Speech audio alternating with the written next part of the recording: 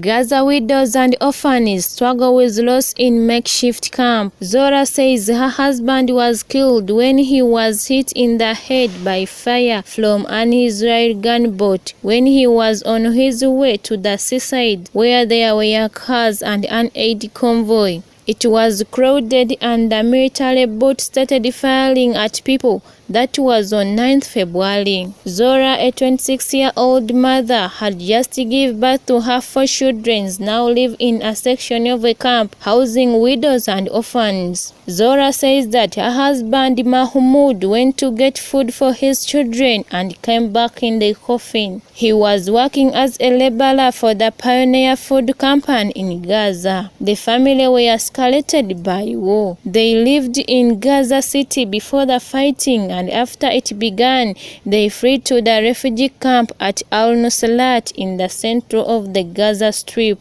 From Al-Nusrat, they were again uprooted south to Rafah after the Israel Defense Forces told them it was a safe zone. Zora lived with other widows in a section of the Al-Masawi refugee camp set aside for unaccompanied women and children. Her neighbor Amina lost her husband and 3 children in an Israeli airstrike on their home near Khan Yunis. Other widows, Amina Jassa, lost her husband, a policeman, and 5 of her children in airstrike in central Gaza in October and now live in a shelter made of zinc panels. A wind rattles the panels just as it whips the plastic sheeting and cloth that covers Zora and her children.